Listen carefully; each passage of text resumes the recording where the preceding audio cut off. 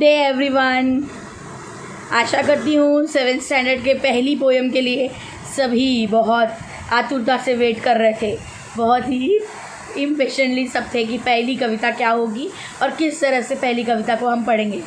तो चलिए आज पहली कविता हमारी जो दूसरी नंबर पर है, हमारी पहली कविता 7वीं की 7th स्टैंडर्ड की फूल और कांटे। इस कविता को हम ऑनलाइन पद्धति द्वारा पढ़ने की कोशिश करेंगे, समझने की कोशिश करेंगे। सबसे पहले फूल और कांटे इस कविता द्वारा कवि विद्यार्थियों में अच्छे और बुरे कर्मों की समझ को विकसित करना चाहते हैं। देख सकते हैं, अच्छे और बुरे कर्मों की समझ को विकसित करना है, यानी हमें पता होना चाहिए कि अच्छे कर्म कौन से हैं और बुरे कर्म कौन से, और उस पर ही हमारा जीवन आगे निर्धारित होता है। मैं सुप्रिया टीचर आपके सामने फूल और कांटे ये कविता प्रस्तुत कर रही हूँ। ये हैं इस कविता के कवि श्री अयोध्या सिंह उपाध्याय हरिऔध। इनका जन्म 1865 आजमगढ़ उत्तर प्रदेश, मृत्यु 1947 में हुई थी। रचनाएं प्रिय प्रवास, पद्य प्रसून, वैदेही वनवास, अधगिला फूल, प्रेम कांता आदि। परिचय: अयोध्या सिंह उपाध्याय जी का खड़ी बोली हिंदी के प्रारंभिक कवियों में मूर्धन्य स्थान है। आप हिंदी के एक आधार स्तंभ हैं। प्रस्तुत कविता में कवि ने स्पष्ट किया है कि मनुष्य विशिष्ट कुल में जन्म लेने से नहीं बल्कि अपने कर्मों से ही बड़ा बनता है। आप भले ही कितने ही बड़े परिवार में जन्म ले लें, आप बहुत ही अमीर क्यों ना हो, लेकिन अगर आप में माता पिता द्वारा दिए गए संस्कार अच्छे नहीं हैं और संस्कार अच्छी तरह से दिए नहीं गए हों तो आपके कर्म भी अच्छे नहीं होंगे, और कर्म अगर अच्छे नहीं हैं तो आप बुरे से बुरे कर्म करते करते एक दिन जीवन से हार जाएंगे और आपकी पूरी तरह से प्रसिद्धि न होकर आप बदनामी के क्षण को देखेंगे। तो इससे आपके परिवार, भले ही आप कितना अमीर क्यों न हो, कितने ही प्रसिद्ध परिवार के में जन्म क्यों न लिया हो, लेकिन अगर कर्म अच्छे नहीं हैं तो उसका कोई भी उपयोग नहीं होगा, क्योंकि आपके कर्म अच्छे होने चाहिए। जैसे मैं आपको कह सकती हूँ, एक छोटी सी कहानी जैसे हो सकती है कि अमन और बमन ये दोनों एक ही घर में पैदा होते हैं। अमन की आदत है दूसरों से बहुत अच्छा व्यवहार करने की, और दूसरों का सम्मान करने की, बड़ों का सम्मान करने की, छोटों से प्यार करने की। कभी भी अगर उसे बड़े डांट दें तो उसे वो सिर झुकाकर सुन लेता है, कभी उल्टा जवाब नहीं देता, बड़ों की बात मानता है, अनुशासन में रहता है, अनुशासन का पालन करता है, कभी किसी को चोट नहीं पहुंचाता, न शब्दों से न ही अपने हाथ पैर से। तो इस तरह से अमन का जो व्यवहार था वो था। लेकिन बमन जो था, जो उसका सगा भाई था, वह कभी भी दूसरों को सम्मान नहीं देता। वह दूसरों को हमेशा चोट पहुंचाता है, शब्दों से भी, अपने व्यवहार से भी और अपने हाथ पैरों से भी हमेशा लड़ाई झगड़ा करता रहता है। कभी भी सम्मान नहीं करेगा दूसरों की। जब बड़े उसे कुछ समझाने की कोशिश करें तो उन्हें उल्टा जवाब देता है। तो दोनों ही भाई एक ही घर में पैदा हुए हैं, लेकिन अमन ये बहुत ही अच्छे व्यवहार करके दूसरों का मन जीत लेता है, और बमन हमेशा दूसरों का दिल दुखाता है, उन्हें तकलीफ़ देता है, और बाकी लोग फिर उससे बुरा भला कहते ही हैं। तो इस तरह से हम अपने कर्मों के हिसाब से ही आगे अपना जीवन निर्धारित करते हैं, और आगे यही होता है कि अमन एक अच्छी तरह से अच्छी जगह पर अच्छी नौकरी करता है, अच्छी जगह पर होता है, अच्छी नौकरी करते हुए एक बिज़नेस संभालता है, अपना व्यापार संभालता है, माता पिता को अपने पास में रखता है, अपने घर में रखता है, उनकी देखभाल करता है। लेकिन बमन यह आगे चलकर चोरी करता है, दूसरों को तकलीफ़ देता है, अपना खान पान खुद नहीं कमा पाता, खुद जॉब नहीं कर पाता, नौकरी नहीं करता, और अपना जीवन इसी तरह चोरी करके, दूसरों का खून करके, मर्डर करके अपनी जीवनी चलाता है। तो हम इस तरह से एक दिन बमन जेल पहुंच जाता है, क्योंकि उसके कर्म सही नहीं थे। तो यही इन कर्मों के बारे में बताते हुए, इन कर्मों को डिफ्रेंशिएट करते हुए, अंतर बताते हुए कि अच्छे कर्म और बुरे कर्म में क्या अंतर है और क्या आगे उसका फल मिलता है, यह बताते हुए कवि ने यह कविता लिखी है। चलिए देखते हैं कविता। है जन्म कविता का नाम है फूल और कांटे। फूल अर्थात फ्लावर, गुलाब का फूल आपने देखा ही होगा, और गुलाब के फूल में कांटे भी होते हैं, आपने देखा है, फूल और कांटे ही। अब देखते हैं दोनों को किस तरह से कवि ने कविता में बताया है जन्म लेते जगह में एक ही पौधा उन्हें है पालता, रात में उन पर चमकता चांद भी एक ही सी चांदनी है डालता। यहाँ कवि बताना चाहते हैं कि जो फूल है, गुलाब का फूल और कांटा, यानी उसका पूरा पौधा वो एक ही जगह पर जन्म लेते हैं। उसकी मातृभूमि, उसकी जो ज़मीन है, उसकी जो माँ है, वो जो ज़मीन वो एक ही है। उसी माँ ने दोनों को जन्म दिया है, फूल को भी और कांटे को भी, उसके पूरे पौधे को ही। रात में उन पर चमकता चांद भी, जब रात को गुलाब के ऊपर उस पौधे पर जब चांद चमकता है तो चांद की जो रोशनी, जिसको हम चांदनी कहते हैं, चांद की जो रोशनी होती है वह भी उन दोनों पर एक जैसी ही पड़ती है, समान पड़ती है, सेम होती है। चांद कभी ये नहीं बोलता कि नहीं मैं गुलाब पर कम रोशनी गुलाब पर ज़्यादा रोशनी डालूंगा और कांटे पर कम रोशनी डालूंगा, या कांटे पर ज़्यादा रोशनी डालूंगा और गुलाब के फूल पर रोशनी ज़्यादा डालूंगा। ऐसा कभी भी चांद कोई पार्शियलिटी नहीं करता। यानी ये जो प्रकृति है ये फूल और कांटे दोनों के साथ एक जैसी है, एक समान है। मेह उन पर है बरसता एक सा, मेह यानी बादल, बादल उन पर एक जैसे ही बरसते, एक जैसी ही बरसात होती है उन पर, चाहे फूल हो या कांटा। एक ही सी उन पर हवाएं हैं भाई, हवा भी उन पर एक जैसी ही बहती है, किसी से कोई पार्शियलिटी नहीं, ना गुलाब से ना कांटे से। पर सदा ही यह दिखाता है हमें, सदा यानी हमेशा, पर सदा ही यह दिखाता है हमें ढंग उनके एक से होते नहीं। हमेशा दोनों का ढंग जीने का एक जैसा नहीं होता। मैं कुछ चित्र के माध्यम से आपको बताना चाहूँगी। जैसे कि आप ये देख सकते हैं गुलाब का पौधा किस तरह से, कितना सुंदर गुलाब का पौधा है, उसमें गुलाब भी है और कांटे भी है। आप दोनों ही, बाईं तरफ लाल रंग का गुलाब है, दाईं तरफ गुलाबी रंग का गुलाब है, उन दोनों ही गुलाब के पौधों पर, और उनके साथ में कांटे रहते ही हैं, साथ में ही कांटे हैं। कितने सुंदर होते हैं गुलाब, और उसके साथ कांटा भी होता है। अब मैंने जैसे पहले पैराग्राफ पढ़ा, उसमें कहा है कि वो एक ही जगह पर जन्म लेते हैं। आप देख सकते हैं कि कितनी मेहनत से मनुष्य गुलाब के पौधों को लगाता है, कितनी मेहनत से भगवान उसको जन्म देते हैं, मनुष्य उसकी रक्षा करता है। एक ही ज़मीन पर गुलाब का पौधा, इतने सुंदर सुंदर गुलाब के फूल आते हैं, कांटा भी उसी में जन्म लेता है। हम उसमें पानी डालते हैं, खाद डालते हैं, और उसे पूरी इच्छा से, पूरी खुशी से, बड़ी सुंदरता से उसकी देखभाल करते हैं, और गुलाब और कांटा दोनों का ही उसमें जन्म लेते हैं।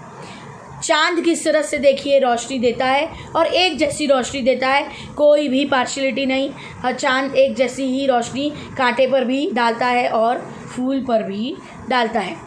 बादल भी एक जैसे ही बरसते हैं, देखिए पानी एक जैसा ही बरस रहा है गुलाब के फूल पर भी और कांटे पर भी, कोई भी वहाँ पर पार्शियलिटी नहीं है, कोई भी वहाँ पर असमानता नहीं है। प्रकृति एक जैसा ही व्यवहार दोनों के साथ करती है, लेकिन दोनों के ढंग एक जैसे जीवन में जीने के नहीं होते, दोनों का व्यवहार अलग अलग होता है। अब हम देखेंगे पहले पैराग्राफ में कि किस तरह से कवि ये बताते हैं कि दोनों का व्यवहार क्यों अलग अलग होता है।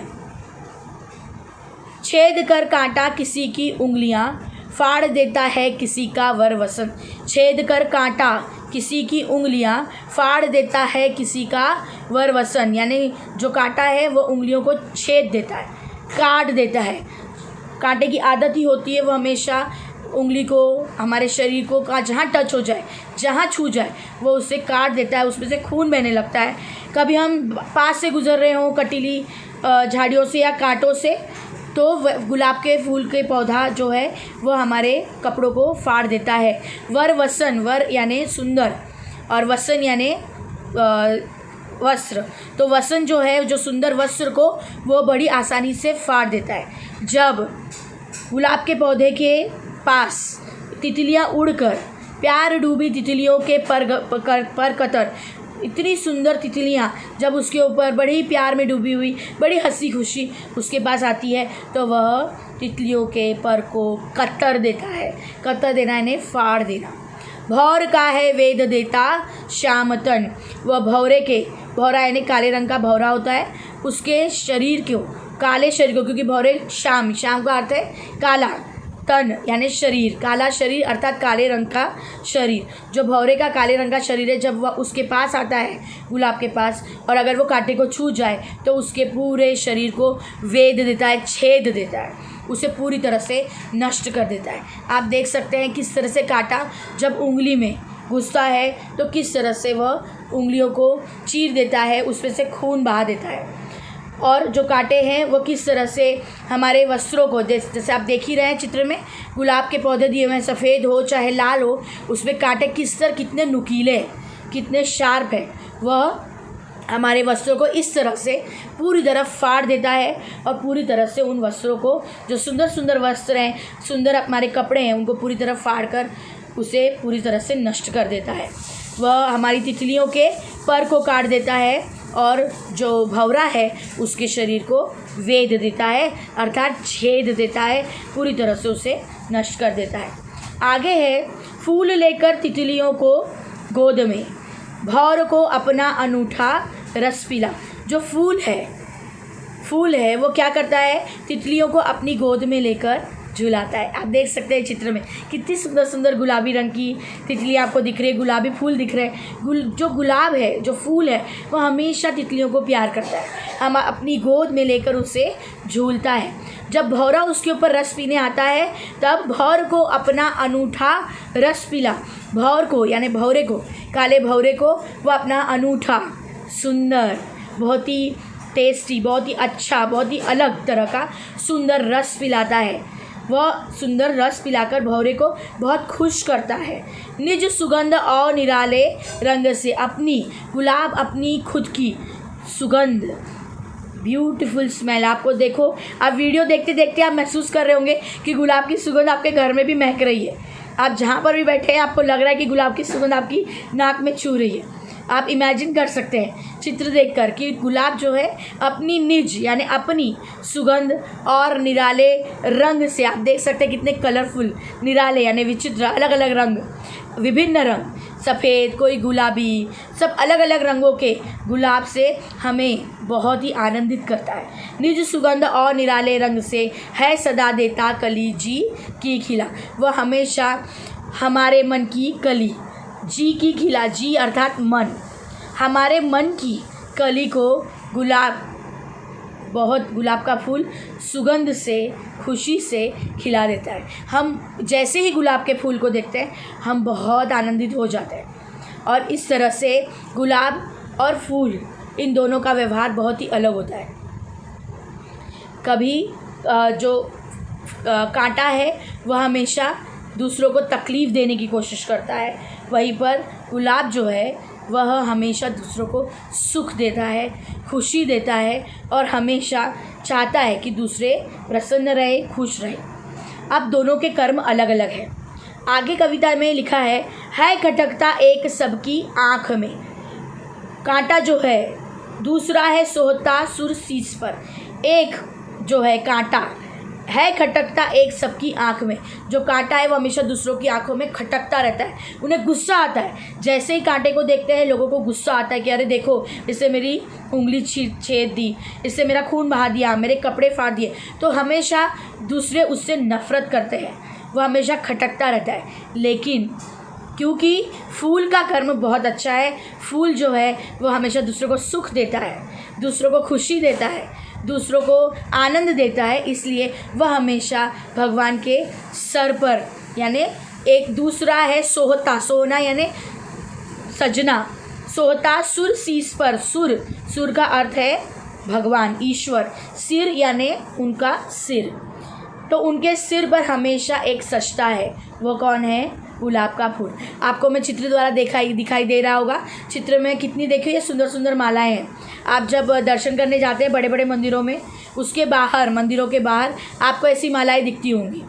क्यों? क्योंकि हम फूलों को हमेशा भगवान को अर्पित करते हैं। वो इसीलिए क्योंकि गुलाब का फूल हमेशा दूसरों को खुशी देता है। गुलाब ने ऐसे अच्छे कर्म किए हैं कि वो भगवान को पाने का हकदार है, पर कांटा कभी भी भगवान को नहीं पा सकता। गुलाब के फूल हमेशा भगवान को चढ़ाए जाते हैं ताकि भगवान को खुश किया जा सके। हम कभी कोई बीमार है, कोई हॉस्पिटल में एडमिट है, तब भी हम गुलाब के जो बुके हैं, बड़े बड़े पुष्पगुच्छ हैं, वो लेकर जाते हैं ताकि वो जल्दी से जल्दी उन गुलाब के फूलों को देखे, बुके को देखे और वो खुश हो जाए, वो बहुत ही प्रसन्न हो जाए और वो जल्दी से जल्दी वो मरीज़ ठीक हो जाए। जब किसी की मैरिज एनिवर्सरी है, शादी ब्याह है, तब भी हम बुके देना पसंद करते हैं ताकि वो सामने वाला हमसे खुश हो जाए और उस बुके को देखकर वो हमेशा खुशी का अनुभव करे। किसी की बर्थडे पार्टी है बड़े लोगों की, तब भी हम गुलाब का फूल देते हैं। गुरु पूर्णिमा आने वाली है, उसमें भी हम शिक्षकों का आदर सम्मान किससे करते हैं? गुलाब के फूलों से। हम सुंदर सुंदर गुलाब देते हैं। तो गुलाब ही क्यों, कांटा क्यों नहीं? अब आपको समझ में आया होगा। कांटा इसीलिए नहीं क्योंकि कांटा हमेशा दूसरों को दुख देता है और गुलाब जो है वो हमेशा दूसरों को सुख देता है। और इस तरह से जो गुलाब है हमेशा ईश्वर के सिर पर, यानी ईश्वर के जो सिर है उनके ऊपर हमेशा चढ़ाया जाता है। वो दूसरों, जो गुलाब है वो दूसरों के मन को खुश करता है और हमारे ईश्वर के सिर को सजाता है। इस तरह से मैं अभी जैसे मैंने आपके सामने एक चित्र दिया हुआ है, ये क्या है आप देख रहे होंगे? हाँ, क्या है? Yes, you are right, this is पिस्ता के छिलके। आप देख रहे होंगे कितने अस्त व्यस्त रखे हैं मैंने। क्या इसका कोई काम हो सकता है? बिल्कुल नहीं, कुछ भी नहीं। ये तो कचरा है, इसका तो कुछ हो ही नहीं सकता। हम चाहें तो इसे अभी के अभी कचरे के डब्बे में फेंक सकते हैं, लेकिन अगर हम चाहें तो अच्छे कर्म करते हुए इसी पिस्ते के कवर से इसी को कुछ और अच्छा बनाकर इसकी कोई कलाकृति बना सकते हैं। यानी अगर मैंने इसको इसी तरह से फेंक दिया या इसी तरह से किसी को फेंक कर इसका कोई उपयोग नहीं किया तो हमने तो कोई अच्छा कर्म नहीं किया। लेकिन अगर मैंने इसी को अच्छी तरह से सजाकर कुछ बना दिया तो ये क्या हुआ? हमारा अच्छा कर्म। तो ये है हमारा अच्छा कर्म। तो हम अच्छे कर्म से इस पिस्ते के कवर को किस तरह से हम सजाकर एक फूल बना सकते हैं, इसको सजा सकते हैं, क्राफ्ट में इसको सजा सकते हैं, इसका उपयोग किया जा सकता है। ये मैंने एक छोटा सा उदाहरण आपके सामने रखा है कि अगर हम अच्छे कर्म करेंगे तो हमें अच्छा ही फल मिलता है और अगर हम बुरे कर्म करेंगे तो हमें कोई भी याद नहीं रखेगा, सब अपमानित ही करेंगे और उसका फल भी हमें बुरा ही भोगना होगा। तो इसीलिए अंतिम 2 लाइन में कविता में कवि कहते हैं कि किस तरह कुल की बढ़ाई काम दे जो किसी में हो बड़प्पन की कसर। किस तरह कुल की बढ़ाई काम दे, कुल यानी परिवार। आप भले ही बहुत बड़े परिवार के हों तो किस तरह कुल की बढ़ाई काम दे। कुल की बढ़ाई अर्थात कुल परिवार जो है भले ही बहुत फेमस है, बहुत प्रसिद्ध है, आप नामी किसी खानदान में पैदा हुए हो, लेकिन अगर आपके कर्म ही अच्छे नहीं हैं और आप में बड़प्पन की कसर है। बड़प्पन की कसर का अर्थ है कुछ अच्छे कर्म करने की कसर। आप में कुछ भी अच्छा करने की कसर है। कसर यानी कमी, कसर का अर्थ है कमी। आप में बड़प्पन की कमी है, आप कुछ भी अच्छा नहीं कर सकते, आपके कर्म बहुत बुरे हैं, आप में कर्मों की, अच्छे कर्म करने की कमी है, तो उससे आपके परिवार के कुल की बढ़ाई कोई काम नहीं देगी। आपका परिवार भले कितना ही क्यों ना नामी हो, कितना ही क्यों ना प्रसिद्ध हो, लेकिन अगर आपके कर्म अच्छे नहीं हैं तो आपके परिवार की बढ़ाई, आपकी प्रसिद्धि किसी काम की नहीं है। आपको फल तो भोगना ही होगा। अच्छे कर्म करेंगे तो अपने परिवार को और भी प्रसिद्ध करेंगे, लेकिन अगर बुरे कर्म करेंगे तो आपके परिवार को बदनामी सहन करनी होगी और आपको उसका फल भी भोगना होगा, बुरा फल भी भोगना होगा। तो इस तरह से कविता में कवि ने अच्छे और बुरे कर्म की समझ का निर्माण किया है हमारे सामने और हमें बताया है कि क्या हमें चूज़ करना है। आप देख सकते हैं मैंने चित्र आगे रखा है। बाईं तरफ है पिस्ते के बिखरे हुए छिलके और दाईं तरफ है पिस्ते से ही बना हुआ, पिस्ते के छिलकों से बना हुआ एक सुंदर सा आर्ट वर्क, एक क्राफ्ट वर्क। तो अब चुनना आपको है कि आपको क्या करना है अपनी ज़िंदगी में। क्या अपनी ज़िंदगी को बुरे कर्मों से इस तरह से बाईं तरफ के छिलकों की तरफ बिखेर के रखना है या दाईं तरफ के छिलकों द्वारा अपनी ज़िंदगी को बहुत ही सुंदर तरह से सजाना है, सुंदर बनाना है और अच्छे कर्म करते हुए भगवान के प्रिय बने रहना है।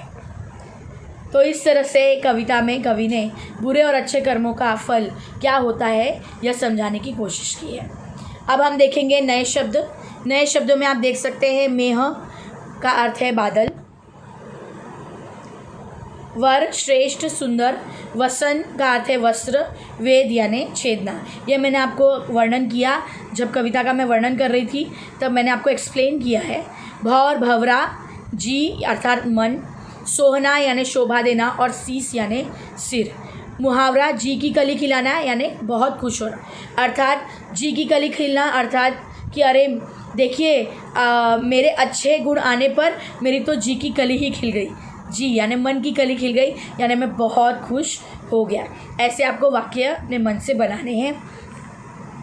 आगे ये आप देख सकते हैं, इन प्रश्नों के उत्तर आपको अपनी नोटबुक में लिखने हैं। आप वीडियो को पॉज करके इसे लिख सकते हैं। जैसे रिक्त स्थानों की पूर्ति करो, ये आपको देखना है और पूरे सेंटेंस वैसे ही अपनी नोटबुक में लिखने हैं। एक वाक्य में उत्तर लिखो। फूल किनको गोद में लेता है? बड़प्पन की कसर रह जाने पर काम नहीं देती। क्या काम नहीं देती? कौन एक सा बरसता है? फूल किसको रस पिलाता है? इन सभी प्रश्नों के उत्तर आप अपनी नोटबुक में, हिंदी नोटबुक में लिखेंगे। भाषा की ओर आप देखिए, निम्नलिखित वर्णों से समानार्थी और विरुद्धार्थी शब्दों की जोड़ियां ढूंढो और अपने वाक्य में प्रयोग करके अपने कॉपी में लिखो।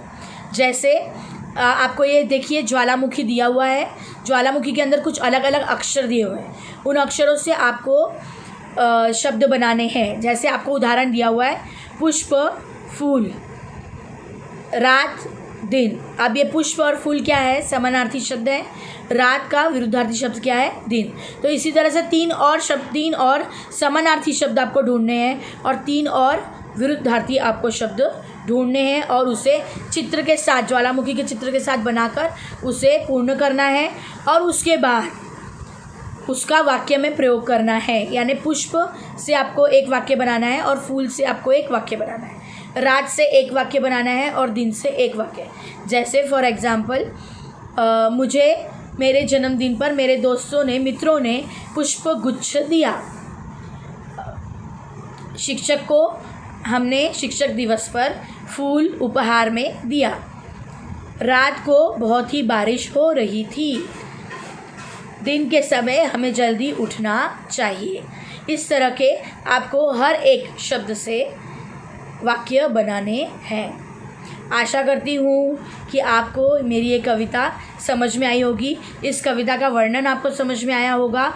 आज आपने अच्छी तरह से इस कविता को देखा है, समझा है। इस वीडियो को जब भी आपको कोई समस्या हो समझने में तो पॉज करें और वीडियो को वापस देखें और उसे समझने की पूरी कोशिश करें। आशा करती हूँ कि आपको कविता बहुत अच्छी तरह से समझ में आई होगी। मिलते हैं नेक्स्ट वीडियो में। तब तक के लिए धन्यवाद। Thank you.